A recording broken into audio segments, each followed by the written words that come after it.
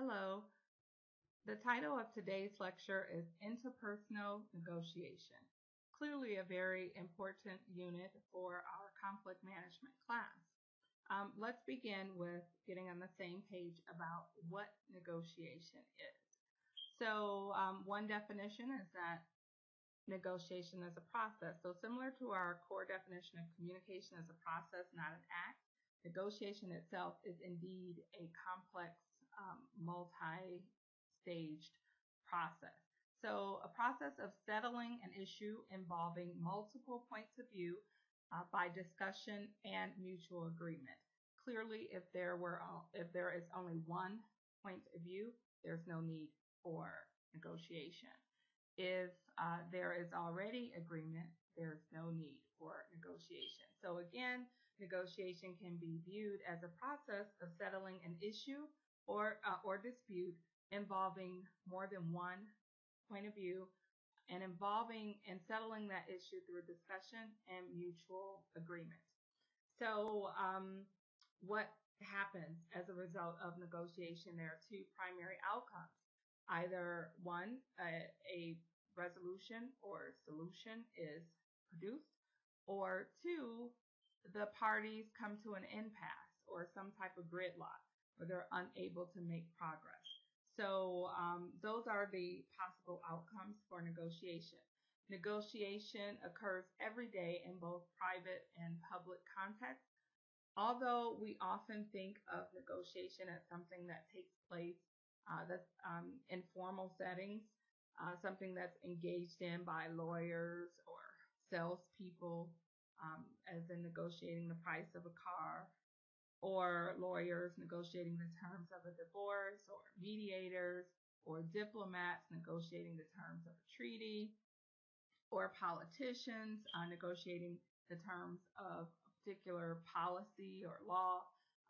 Although we associate negotiation and bargaining with those formal contexts, actually we negotiate all the time in our families. We're very skilled at negotiating. Even little children negotiate. Can I stop at McDonald's? May I have this toy? And so it's very important to think about the everyday context in which negotiation takes place, often several times throughout the day. Let's take a moment to participate in a quiz on negotiation. So this quiz was developed by Professor Rowe at MIT. And because there are many different assumptions about negotiation, it's a quiz. And what you should do is take a look at the list here of various different situations. And I'd like for you to write down or make a note of situations that you believe represents a negotiation. So I will read off a few, and then you can take the time to take a look more carefully at the list.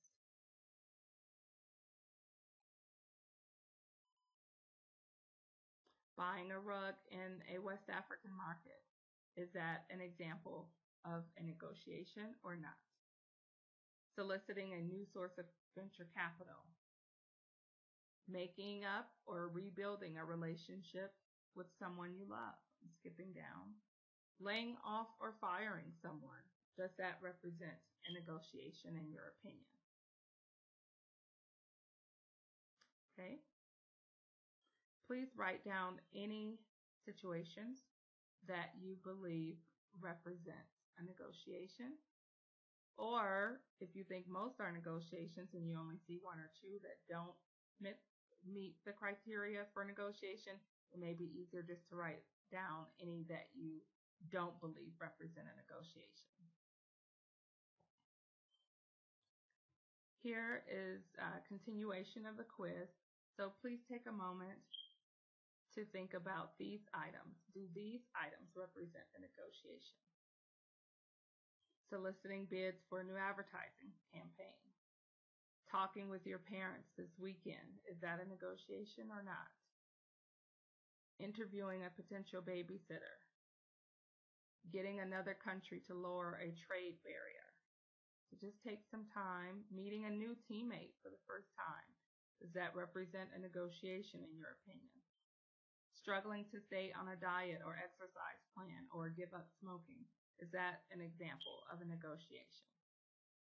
Just take a few more minutes and again, write down any that you believe do represent a negotiation.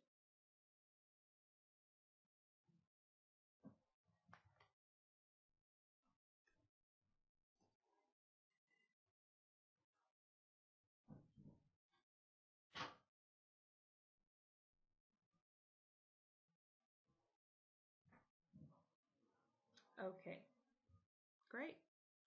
So hopefully you have tallied your quiz results, and let's talk about your responses to the negotiation quiz. So first, think about that last question on the negotiation quiz, which asks you to think about a negotiation that might take place with oneself. So, for example, if I'm engaging in self-talk regarding a commitment to a fitness plan or commitment to saving more money and not shopping, are those representations of a negotiation? Is it possible to negotiate with oneself? So that's a question that's often asked as a result of this quiz. So what are your answers, and what scenarios listed on the quiz involve negotiation in your opinion? Okay, well, in terms of the answer to the quiz, all questions on the quiz represent negotiations, every single scenario listed.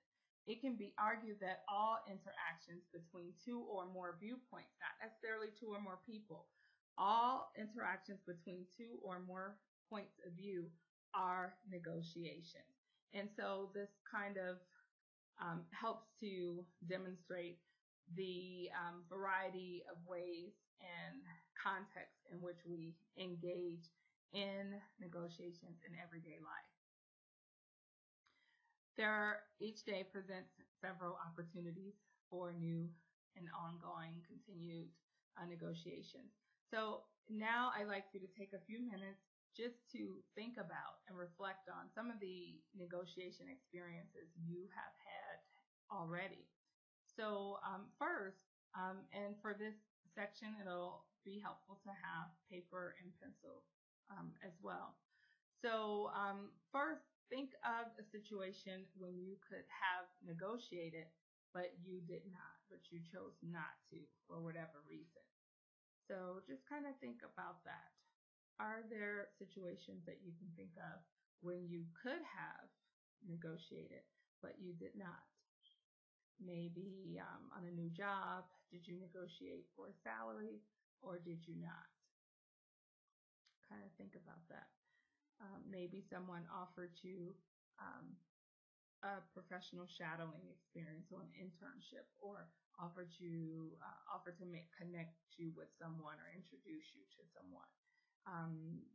Did you follow up on that, or did you attempt to negotiate, or did you not? Next, think about a situation when you did negotiate, but you did not negotiate well. So maybe you attempted to negotiate, you did actively engage in the negotiation process, but maybe you were not as confident or not as skilled, and so you did not negotiate well. You did not come out with the outcome that you believe you could have. So what kinds of situations were those?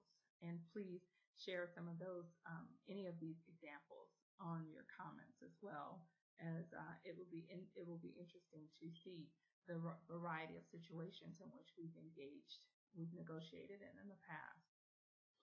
Another situation to reflect on is when you felt overpowered, when you felt you had little power against the other party that you're negotiating with, and that you could not negotiate out of a sense of being overpowered.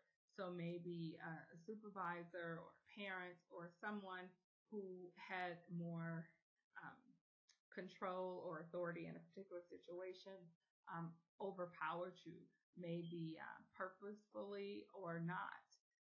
So think about situations when you felt overpowered and could not negotiate at all, or at least did not view yourself as being able to negotiate at all.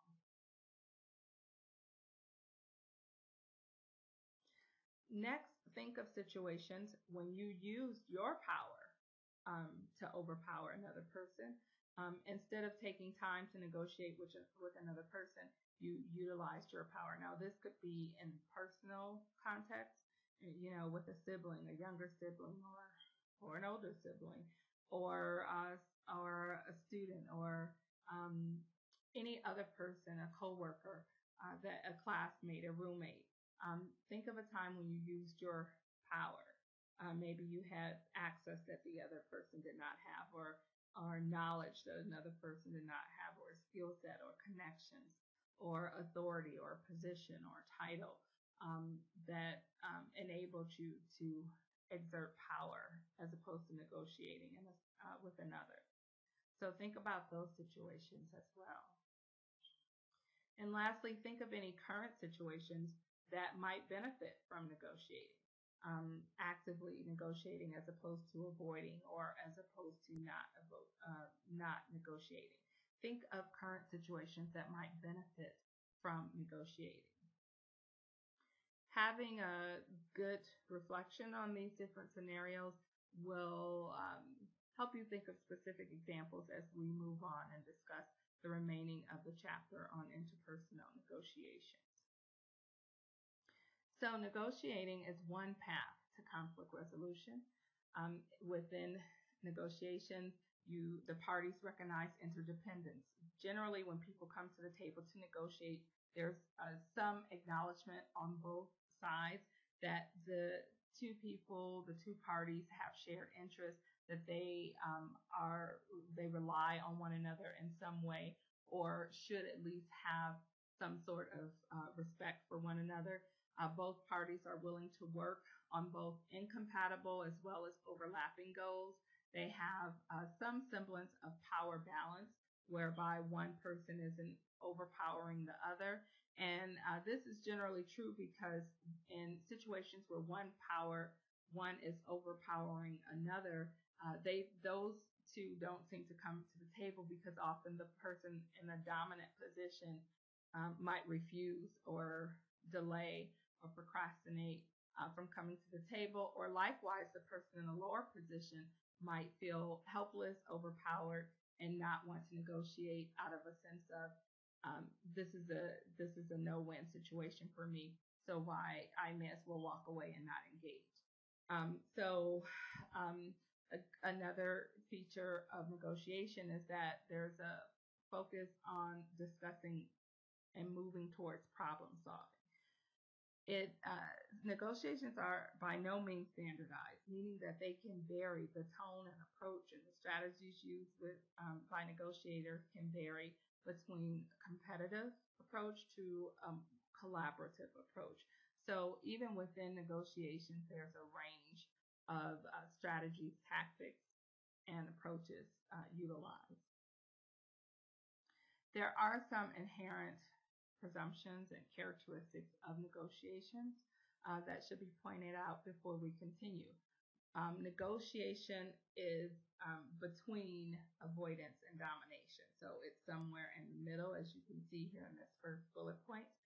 The participants are actively engaging in conflict rather than avoiding it. So whenever there's a negotiation, there's activity, there's action, as opposed to avoidance.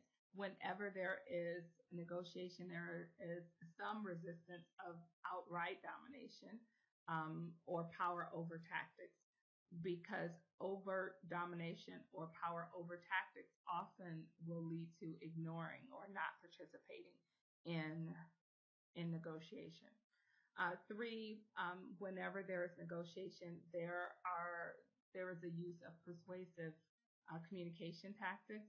And lastly, parties reach an active problem-solving phase in which specific proposals are traded. That's another characteristic of negotiation. There's solution, there's some solution orientation, in which specific proposals are considered. Culture plays a big part of negotiations. Different cultures negotiate on different aspects of life. So, for example, in some countries you can bargain in the market. You can haggle, if you will. You can, the price of a rug is not the price of a rug. It's based on the negotiation between the two parties. There are many cultures where that bargaining and negotiation is a part of everyday life. Even everyday grocery shopping might involve negotiation. In the U.S., we have, of course, like most places, the role of negotiation evolves and goes through cycles. But in general, we have not so much of a set view of negotiation. On the one hand, we get the message that it's very important to get the best deal you can. So, for example, when you're negotiating for a car. However, we also have many areas of business that are kind of no haggle zones, where, for example, in a clothing store in the U.S., for the most part, no one would try to negotiate a price because it's pretty much a set price. So we have conflicting and evolving messages about negotiation in our everyday life within U.S. culture. Negotiation is viewed very differently in different cultures, and there is a varying comfort level and willingness to negotiate across cultures as well. Balancing power is extremely important when we think about negotiations. Generally, to structure the best, most effective negotiations, it is important to sort of even the playing field. And you definitely want the perception of, more than the perception of an even playing field. The ideal is to have an even playing field in terms of the negotiation table. Dominance from one party promotes manipulation, negligence, avoidance tactics from those on both parties, on both sides, in lower positions and higher positions, as I mentioned earlier. People using dominance often fail to listen to the needs of others, so that's why they might avoid negotiation. But likewise, people who are at the lower position powers will sometimes avoid negotiation because they feel that they're powerless and the other side will win anyway. So it's very important to balance power in negotiations. It's also extremely important for both parties to agree to constructive argumentation. One of the main things to remember and components of constructive argumentation is that we are in disagreement during a negotiation with ideas, not the people. So we want to avoid the fallacy of personalizing the issue and making it about the other person as opposed to the issue at hand. When we engage constructively in argumentation, we address both the content and relational aspects at hand. So the content and ideas of the disagreement, as well as we try to keep intact maintain a respectful relationship with parties involved as well. So we can disagree very strongly about the content, yet still engage constructively in terms of how and the manner we go about arguing. So we want to move the discourse towards resolution. Rhetoricians once called for described a good orator as intelligent, as one of character and with goodwill. And there's a renewed call to civility in more of our public discourse, our political negotiations, as well as our everyday negotiations. And so there are many calls for training on more constructive forms of argumentation that involves the contesting of ideas and not the contesting of particular people. And this model is considered more effective and productive and constructive in terms of moving arguments forward towards resolution. So, as I mentioned earlier, negotiations are not standardized. No two negotiations are exactly alike. They each have their own tone, feel, approach, and each might use different strategies and tactics. So earlier in the semester, we talked about various conflict styles, where there are various negotiation styles as well. The competitive negotiation style is one that most of us have been trained in and most of us have a lot of practice in. Even if it's not our default setting, it's something that we all can kind of revert back to when we feel that we've been wronged in some way. What are some of the key components of competitive negotiation styles? One, the competitive negotiation is something people engage in when they assume there's a win-lose proposition or scenario. So, for example, either you're going to get the car or I'm going to get the car when we think of two siblings arguing over the use of a car. There's not a creative consideration of ways that both parties can use the car. The thinking is that there's a fixed pie, so here's the pie, and I am restricted to what's in this pie, and so I must fight for every piece, every flake of this pie. And so people who engage in this competitive style are trying to get as much of the pie as they can, and their thinking is that the pieces that the other party gets is at their expense. So there's a focus on limited resources. Scarce resources is what kind of frames the thinking of people who engage in competitive negotiation. Each party has a resistance point or bargaining range. It is also thought in which they are willing to go. There's little concern for the future relationship. The competitive negotiation style definitely focuses on now. So in the image here, you see the two engaging in tug of war. The thinking is on the right now. I want to win this game, and there's very little concern expressed for what happens after the game is over. How will the way we handle this tug of war impact our long-term relationship? So those who engage in competitive negotiation, when we do, we tend to be more focused on the here and now, and we tend to seek competitive advantages over others. That might mean withholding information or using information that we know about the other person against them, and any number of competitive strategies. Another approach to negotiation is the collaborative approach, and here the entire philosophy or orientation or thinking of the parties who engage in collaborative negotiation is different. There's a different focus. For one, there's a win-win stance. There's a thinking of consideration of how can this situation be handled in a way that we both make gains.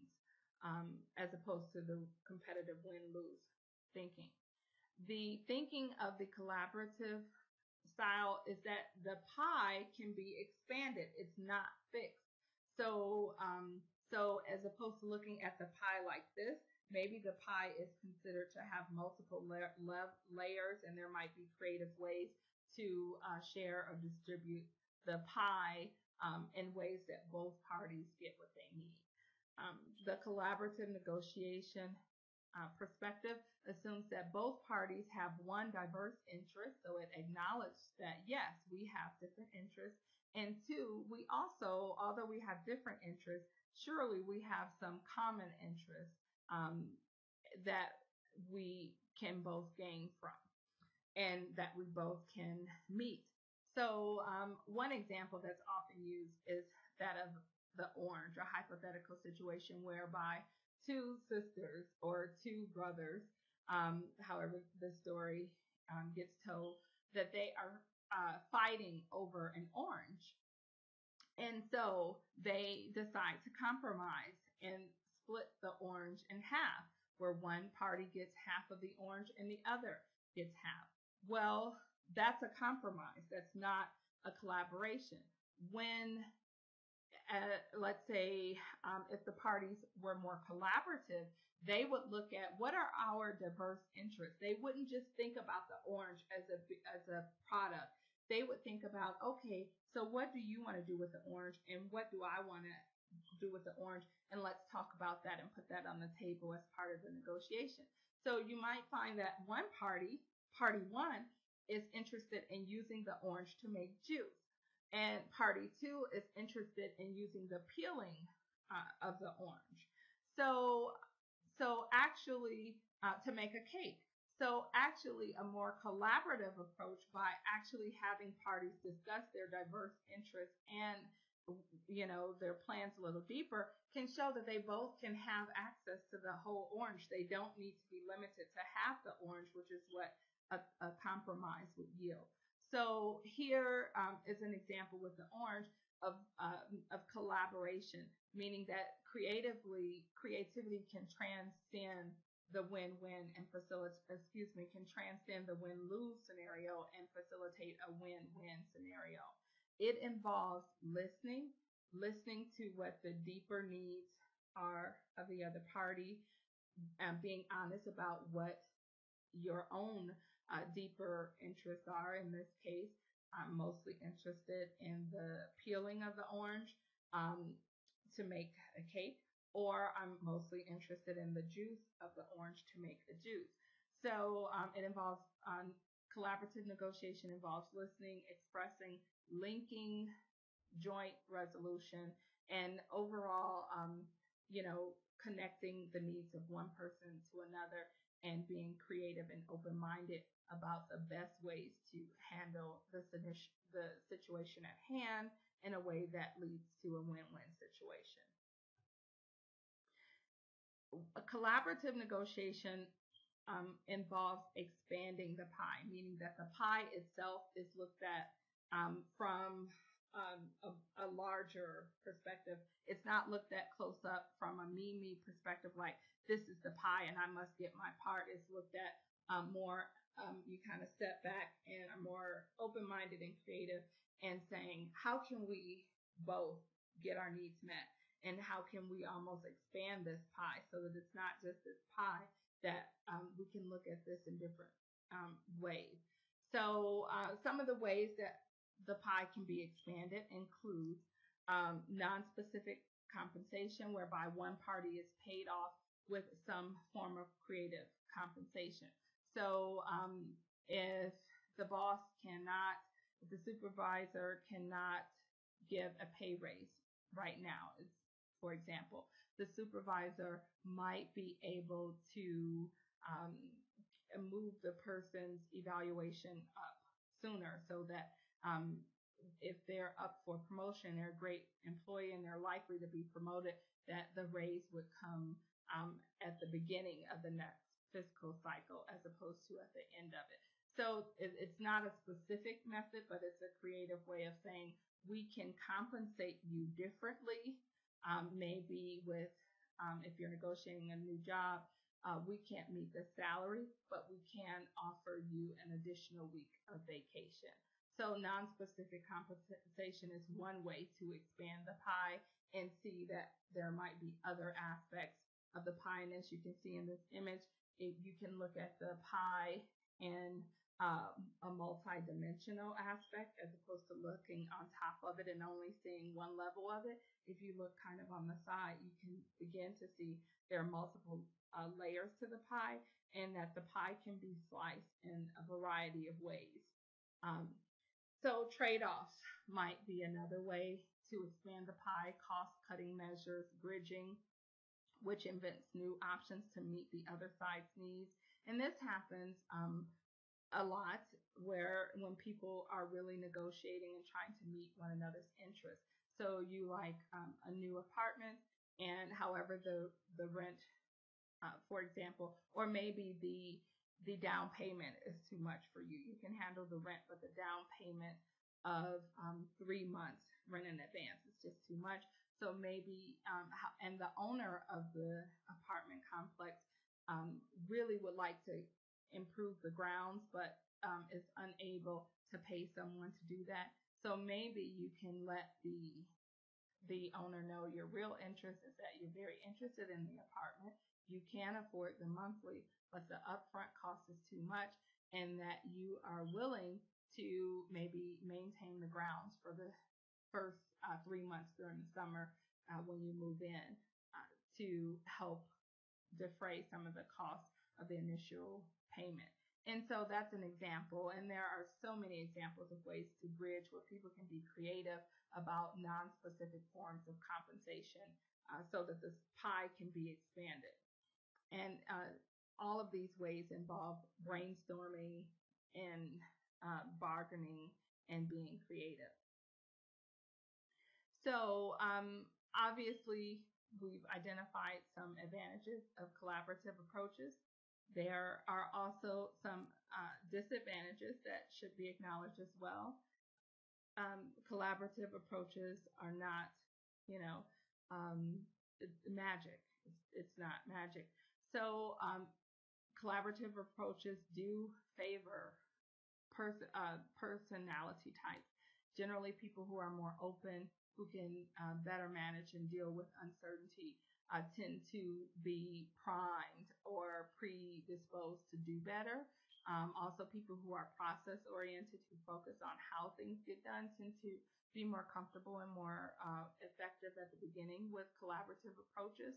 And yes, other people can be trained, but generally these types of personality traits tend to have an easier time with collaborative approaches. Collaborative approaches require more cognitive complexity and a higher order of intelligence than competitive approaches. It requires greater emotional intelligence, conflict management skills, the ability to manage one's own emotions and consider the emotions of others. It requires more creativity, inventiveness, and may require specific training for people who don't have these skills naturally.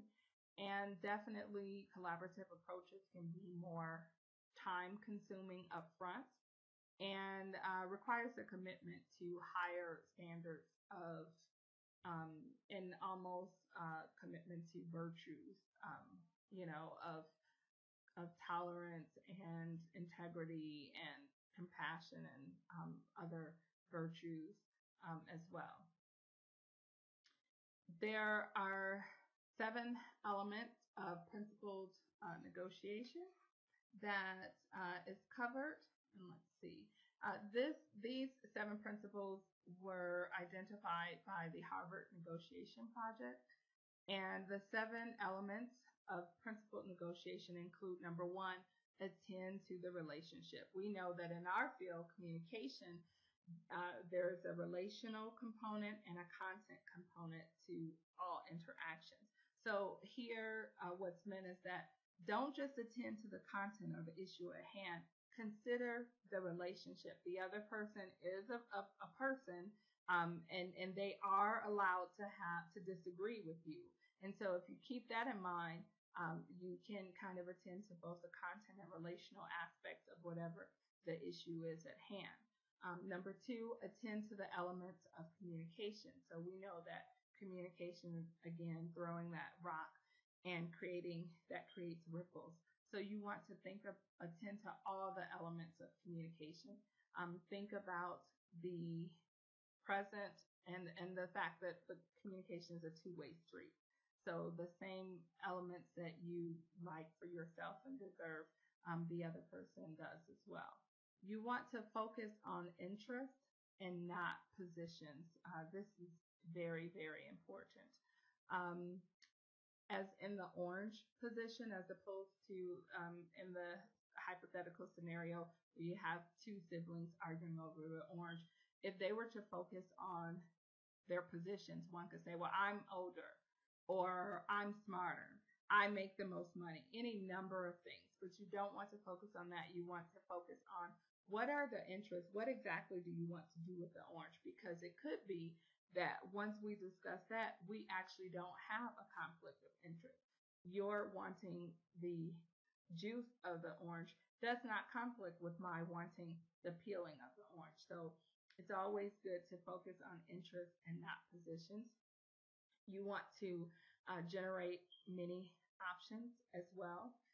And you want to be creative and consider a variety of ways to address the problem. And you want to be creative and think about creative solutions that you might not think about readily. You also, one thing I wanted to mention in terms of focus number 3, if we can go back for a minute, focusing on interest and not positions. There's something called firm flexibility, and this is a concept that basically states that negotiators should be firm in their goals, but they should be flexible in how those goals are met. And so you want to promote firm flexibility, and you want to focus on the interest, but not be tied to a particular vision or way as to how that orange needs to be divided, because you need to find out what the interests are first. Okay, so now we're at number 5. It's very important to try to be fair and objective as much as possible. So based on the situation, you want to find a legitimate standard criteria, if possible, for ensuring that you all are being fair. So, for example, are there any established laws related to the case?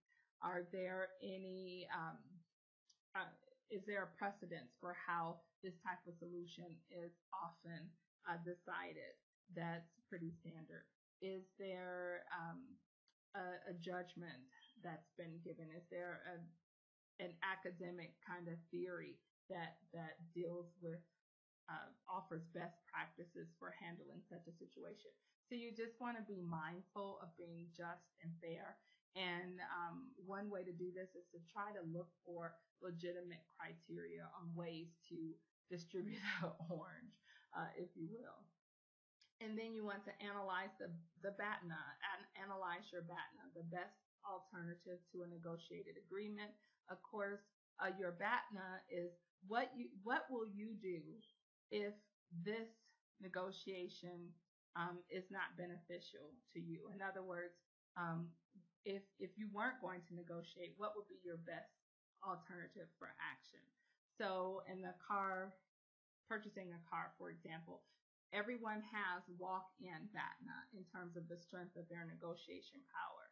So if you walk into a car dealership and there's a 10 different lots selling the same car on the block, you have pretty strong BATNA because you're the best alternative. You can walk out and still be in pretty good shape, whereas the salesperson has a weaker BATNA because their alternate is for you to leave and that you'll probably go to another competitor. So analyze your BATNA and be aware of your BATNA. But once the two parties engage in negotiation and start sharing information and learning about one another, then the BATNA becomes very dynamic and can change based on the information shared. Lastly, work with fair and realistic commitments. Again, you want to be very practical and when negotiating and think about what's fair and realistic for both parties. So those are 7 elements of principled negotiation from the Harvard Negotiation Project, and those are very common elements and kind of criteria for ensuring that your interpersonal negotiations are principled or adhering to some type of ethical guidelines. Earlier in the semester, we talked about the ways that models invent reality. Models represent information people have told us. It's not something that we've come up with ourselves for the most part, in that we build our reality based on the models we've been told about, or the models of how people should interact, the models of how negotiations should go. And so we always want to check in and be mindful that we're operating out of a model, whether we're operating in the competitive negotiation style or the collaborative, we're operating out of a model, and we need to be mindful of which model works best for us and for the life that we want and for the values that we have. So in terms of some final things to think about when considering interpersonal negotiation, we definitely need to think about language. Language reflects our thinking and the models that we follow. If we tend to be more competitive, our language tends to reflect that. If we tend to be more collaborative, our language during the negotiation reflects that. We want to practice and develop a language of collaboration. So including more we statements, asking more questions such as, well, what exactly do you want from the orange? Being more open-minded. These things reflect the language of collaboration. Being more inquisitive, assuming that we don't know the whole story and being open to creating a model that does not exist. This has happened a lot with some divorces where people actually create arrangements through mediation or other third-party interventions that are non-traditional, and that reflects the interest of all parties involved. Now, when we talk about language, we know that language can be used in a way to be manipulative. So some people can ask questions, and they can pretend to be interested, use the language of collaboration, but they could have the intent of being competitive and using any information against the person in the end. So hopefully